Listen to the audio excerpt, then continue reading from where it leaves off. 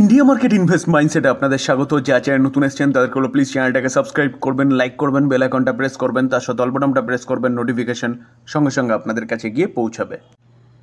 Indian energy exchange limited, তো কোম্পানিটাকে দেখলে দেখাবে, দেখুন আজকের দিনে কোম্পানিটা 29% মতন একটা ডাউন সাইড মুভমেন্ট দেখিয়েছে, যেখানে কোম্পানিটা কিন্তু কন্টিনিউয়াসলি লোয়ার সার্কিট মেরেছে, আবার লোয়ার সার্কিট ওপেন করেছে, আবার মেরেছে। এইভাবে দেখলে দেখা যাবে ব্যাপক একটা গিরাবট দেখিয়েছে আজকের দিনে। তো এরকমটা কেন হলো, যেখানে এই কোম্পানিটা একদিনে প্রায় 30% মতন পড়ে গেছে? চলুন সেটা একটু বোঝার চেষ্টা করি। দেখুন, এনার্জি এক্সচেঞ্জ সেগমেন্টে আইইএক্স একচ্ছত্র রাজত্ব করছিল এবং মোনোপলি বিজনেস করছিল, যেখানে মোটামুটি 2024 থেকেই 2023-এর শেষের দিক থেকে এবং 24 থেকেই, কিন্তু 24-এর প্রথম দিক থেকেই আমরা শুনতে পাচ্ছিলাম যে আইইএক্সের যে মোনোপলি বিজনেস সেটা কিন্তু খর্ব হতে চলেছে। তো সেটা নিয়ে বারবার কিছু নিউজ পাওয়া যাচ্ছিল, কোম্পানিটা বারবার নিচে নামছিল, আবার কোম্পানিটা উপরে উঠছিল। তো অবশেষে সেই নিউজের যে উড়ো উড়ো খবর পাওয়া যাচ্ছিল সেটার কিন্তু অবসান হয়েছে। দেখুন, আইএক্স 28% ডাউন সাইড মুভমেন্ট দেখানোর পিছনে কারণ market coupling will come into effect from 1 January 2026, যেখানে মোনোপলি বিজনেস কিন্তু এখন সেই মোনোপলি ট্যাগটা এখন কিন্তু আইএক্স থেকে উঠে যেতে চলেছে। যেখানে কোম্পানি একা বিজনেস করতো সেখানে কিন্তু আরও কম্পিটিটর আসতে চলেছে। সেটা কবে থেকে হতে চলেছে? জানুয়ারি মাস থেকে হতে চলেছে, যার জন্য কম্পিটিটার মধ্যে ভয়ঙ্কর একটা গিরাবট দেখা গেছে। দেখুন, আইএক্স একমাত্র এক্সচেঞ্জ ছিল যেখানে মার্কেট কাপলিং জিনিসটা কি, যদি আমরা একটু বোঝার চেষ্টা করি তাহলে দেখলে দেখা যাবে market coupling is an economic model use in energy market to create a single uniform price for electricity across different trading platform or exchange. যেটা আগে একা করতো, এখন কিন্তু আরও বলতে পারেন কম্পিটিটর আসতে চলেছে আইএক্সের। তো কোম্পানির বিজনেসের মধ্যে হস্তক্ষেপ করা হয়েছে, তো স্বাভাবিকভাবে কোম্পানি তো কারেকশন হবেই বা ডাউন সাইড মুভমেন্ট দেখাবেই। এই জন্যে কিন্তু কোম্পানিটা এতটা পড়েছে আজকের দিনে। সিজি পাওয়ার, তো পাওয়ার সেগমেন্টের বা বলতে পারেন যে ইলেকট্রনিক সেগমেন্টে বা বলতে পারেন সেমিকন্ডাক্টর সেগমেন্টে একটা দিগ্গজ কোম্পানি। যেই কোম্পানিটা আজকের দিনে দেখলে দেখা যাবে 0.14% একটা ডাউন সাইড মুভমেন্ট দেখিয়েছে। কোম্পানিটা নিচেই আসছিল, তো আজকের দিনে হঠাৎ করে কোম্পানিটার মধ্যে কিন্তু একটা আফসাইড মুভমেন্ট দেখা গেছে, যদিও বা নেগেটিভ ক্লোজ দিচ্ছে ঠিকই, কিন্তু এই যে লো থেকে না অনেকটা ভালো মুভমেন্ট দেখিয়েছে ওপরের দিকে। তো আজকের দিনে এই কোম্পানিটার রেজাল্ট ডিক্লেয়ার হয়েছে এবং রেজাল্ট ডিউরিং মার্কেটেই এসছে, যার জন্য এই কোম্পানিটার মধ্যে এই মুভমেন্টটা লক্ষ্য করা গেছে। তো চলুন দেখে নিই যে রেজাল্ট কী বলছে। আমরা কোম্পানির কনসোলিডেটেড নাম্বারে এসেছি, রুপিস কি আছে, রুপিস ইন কারোরে রয়েছে। সিকোয়েন্স দেখে নেবো, সিকোয়েন্স কী বলছে। দেখুন, সিকোয়েন্স বলছে 6/24 এক বছর আগে, 3/25 আগের কোয়ার্টারে, 6/25 এই কোয়ার্টারে। আমরা যদি ইনকাম দেখি তো টোটাল ইনকাম কী বলছে, যে কোম্পানি এক বছর আগে 2260, আগের কোয়ার্টারে 2824, এই কোয়ার্টারে 2906। তো দেখলে দেখা যাবে 2200টা 2900 হচ্ছে ইয়ারলি কোম্পানির ইনকাম জাম্প করেছে এবং 2800টা সামান্য হলেও কিন্তু বেড়ে গিয়ে 2900 হয়েছে। তো ইয়ারলি এবং কোয়ার্টারলি কোম্পানির ইনকাম কিন্তু জাম্প করেছে। এবার খরচা, তো খরচা দেখলে দেখা যাবে টোটাল এক্সপেন্সেস। এক বছর আগে কোম্পানির এক্সপেন্সেস কী ছিল? 1925, আগের কোয়ার্টারে 2440, এই কোয়ার্টারে 2540। তো দেখলে দেখা যাবে ইনকাম জাম্প করেছে, খরচাও কিন্তু ইয়ারলি কোয়ার্টারলি ভালোই জাম্প করেছে। তো ইনকাম মাইনাস এক্সপেন্সেস করলে পরে অপারেটিং প্রফিট পাওয়া যায়, তো অপারেটিং প্রফিট তার ঠিক নিচেই রয়েছে। তো দেখলে দেখা যাবে 335 এক বছর আগে, আগের কোয়ার্টারে 383, এই কোয়ার্টারে 663। তো 35টা 63 হয়েছে, জাম্প করেছে ইয়ারলি।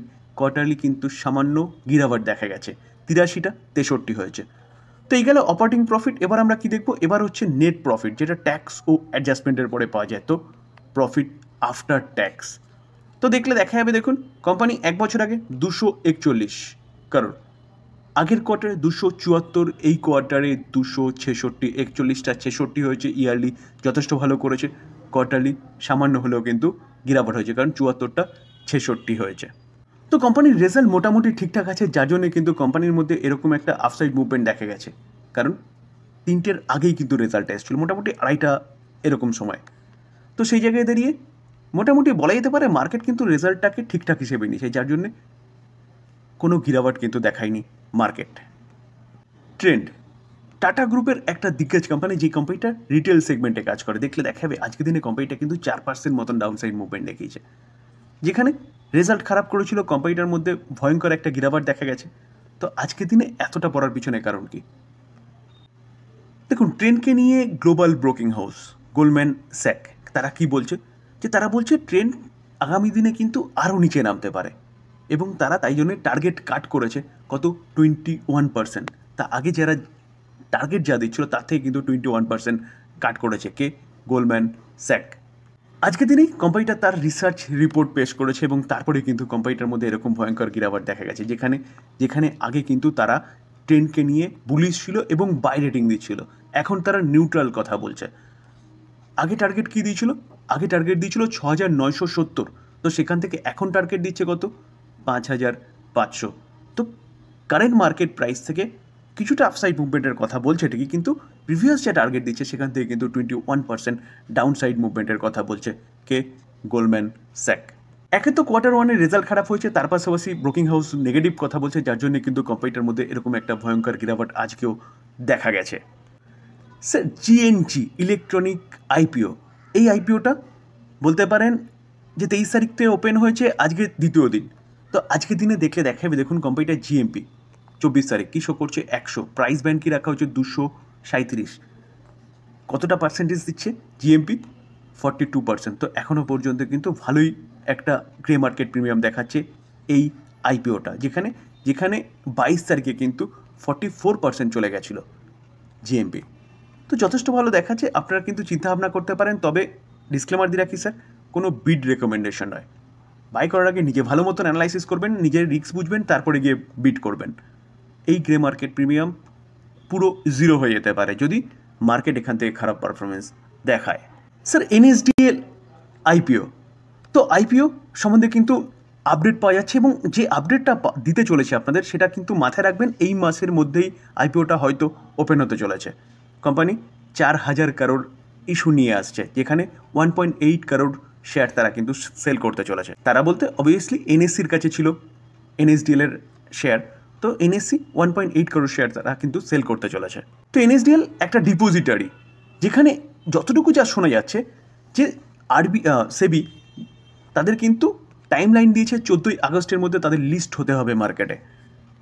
তো এখন যা শোনা যাচ্ছে যে কোম্পানিটা কিন্তু 30শে জুলাই থেকে বিড করতে পারে। তো এটা কিন্তু একটা ব্যাপক বড় নিউজ যারা আইপিও নিয়ে চিন্তাভাবনা করেন বা আইপিওতে বিড করেন, যেখানে এনএসডিএল 4,000 কারোরের আইপিও নিয়ে আসতে চলেছে এবং আইপিওটা কিন্তু ওপেন হতে চলেছে কবে থেকে, 30শে জুলাই থেকে। তা আরও ফার্দার নিউজ পাওয়া গেলে অবশ্যই আপনাদের সাথে আলোচনা করব। শুধু চ্যানেলের সাথে যুক্ত থাকতে হবে, তাহলে সঠিক সময় সঠিক তথ্যটা কিন্তু আপনাদের কাছে গিয়ে পৌঁছাবে।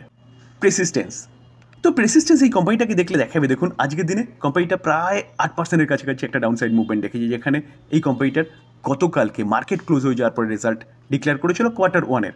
তো কোম্পানিটার রেজাল্ট মোটামুটি ঠিকঠাক ছিল, যারা দেখেনি তারা দেখে নিতে পারেন প্লেলিস্ট থেকে, যেখানে গতকালকে আমি আলোচনা করেছিলাম 4টে কোম্পানির Q1 রেজাল্ট, যেখানে এই কোম্পানিটাকে নিয়েও কিন্তু আলোচনা করেছিলাম। তো এবার কথা হচ্ছে রেজাল্ট মোটামুটি ঠিকঠাক ছিল, কিন্তু কোম্পানি এতটা পড়েছে কেন? পড়ার পিছনে কারণ মার্কেটের এক্সপেকটেশন, যেখানে মিড ক্যাপ ক্যাটাগরির কোম্পানিগুলোর কাছে না কিন্তু এক্সপেকটেশন অনেক হাই থাকে, যেখানে মার্কেটের এক্সপেকটেশন বা এস্টিমেটকে মিস করেছে, যার জন্য কিন্তু কোম্পানিটার মধ্যে আজকের দিনে এই ভয়ঙ্কর গিরাওয়াট দেখা যাচ্ছে। অ্যাজ ইট ইজ কোফোর্জের রেজাল্ট আজকে ডিক্লেয়ার হয়েছিল, রেজাল্ট যথেষ্ট ভালো হয়েছিল, কিন্তু মার্কেটের এক্সপেকটেশন বা এস্টিমেটকে বিট করতে পারেনি, তার জন্য কোফোর্জও কিন্তু আজকের দিনে ব্যাপক একটা গিরাওয়াট দেখিয়েছে, তার সাথে পেসিস্টেন্সও কিন্তু ভালো একটা গিরাওয়াট দেখিয়েছে। তো যারা বলছিলেন যে কেন পড়েছে, এই হচ্ছে পড়ার পিছনে কারণ।